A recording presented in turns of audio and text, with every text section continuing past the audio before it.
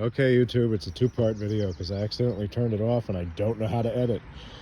So these are patio pavers.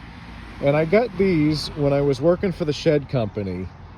I was using my truck because he'd pay me to use my truck. And what we were doing is one of the people that had a shed that we were putting in had an entire patio that she wanted taken out. So we took it out, and oh God, I must have made 10, 12 loads in the back of my truck of these things. And me being me and knowing that these were just going to get broken up essentially like that and used as leveling blocks for tool sheds, I asked the owner of the company at the end of the day, I said, you know, instead of this last load going back to the shop, why don't you give me this last load, because it was already over 8 hours at that point.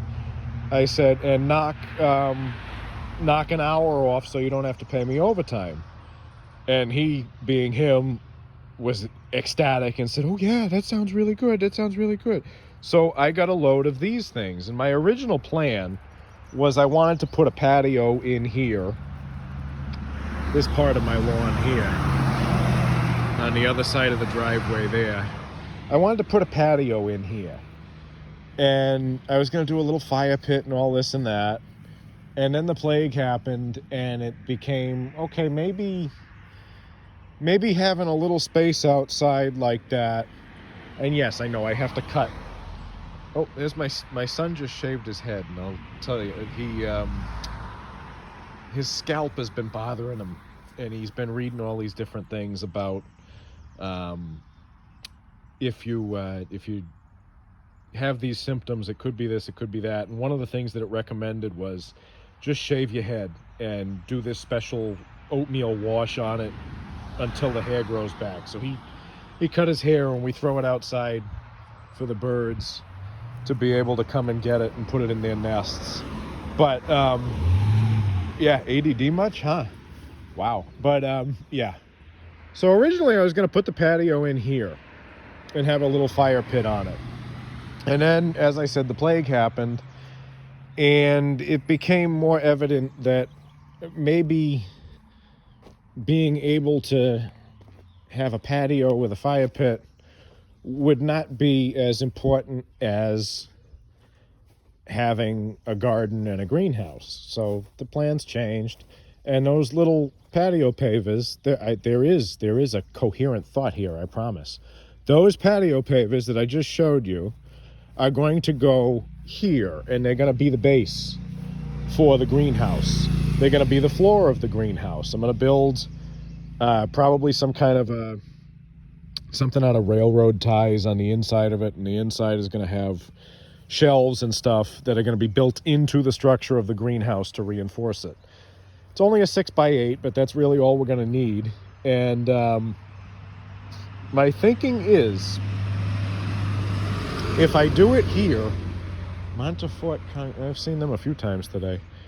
The company's been driving by a few times, but I'm thinking if I build it here, it's going to have the natural moisture coming up from the tail end of the leach field, which is fine, which is what you want in a greenhouse. You want it a little you want it humid. And when I put those patio pavers down over it, those patio pavers are going to be the base for it. This thing is going to heat up all day. If you've ever stood on patio pavers barefoot at a 4th of July picnic or something or other in the middle of summertime, you know they warm up. So that's going to get sun radiating on it all day, and then at night it's going to radiate back up. But that's a long, drawn-out way to explain that the greenhouse is going to go here. I'm going to have these three rows here that are half rows, and then behind it, because this is clearly not part of the leach field because I've been digging in it, and you go down there and you find handfuls of sand and rocks. You go down here and it's just rocks, but it's not as bad. It's not clearly a leach field. So I'm thinking beforehand, this is probably going to be where I do all of the herbs. either that, or maybe I'm going to do a mound back here and do the corn over here, but I haven't decided because I'm probably going to do the corn in the back there. Haven't decided that yet. But back to the plastic. Why is there plastic? We're getting to that. We're here. We're at that. You can see that that is all the compost mixed into the dirt. You put the black plastic over it, and the black plastic is going to cook in the sun, and it's going to get really hot. Not only is it going to speed up the decomposition of the compost that I put in the soil, which is going to amend the soil and make the soil that much better for the plants, it's also going to get so hot under that sun day after day, because it's going to be up until probably the second week of June. First, the second week of June, I'm going to get this stuff in the ground. I got it all started in the basement, and that can be another video that I make, but, you know, an update on that. But you put that plastic on that, and that bakes and cooks in the sun, and that heats up the compost so much that any of the seeds that might be in the compost die. So if you've got weed seeds, if you have seeds for weeds in the compost, or weed seeds, they will die. Marijuana does not like really hot temperatures, but I mean nothing does. As far as seeds need to be kept cool. So if you heat them up with this stuff, it's going to nuke them, it's going to kill them, and everything's going to break down, and it's going to be nice. And that's important because, as you can see, the other lawn there, the side lawn, was not cut, but this one I cut yesterday, and I mixed all of the fresh cut grass into those 2 rows there that are covered with garbage bags, and all of that is going to break down. It's going to break down nicely. It's going to let the soil be nice and aerated so that it'll be able to drain, and the plants won't drown. But that could have seeds in it, because I waited a little bit. It's been a cool spring, a cool rainy spring, and the grass really likes that. So it grew a little bit. It got a little seedy in a couple of places, because this whole area here, before we knew we were going to buy the house, I overseeded this entire area here with prairie seed. And what I would do is I'd come out here with I call it a sickle, but it's some sort of a weed sweeper thing. And I'd cut it all down, and that's what I'd feed my rabbits. The guy running by, he's probably part of the track team for the high school. And I'd use it as feed for my rabbits, so that it was a $15 bag. I spread it around, I scratched it in, and I overseeded it with clover, and it was 2 different types of clover, a couple of different types of prairie grass, and it's a premium feed grass. And the downside of that is that it gets very, I mean, I like the look of it, but other people will be like, oh no, it's your lawn, it's not supposed to have that.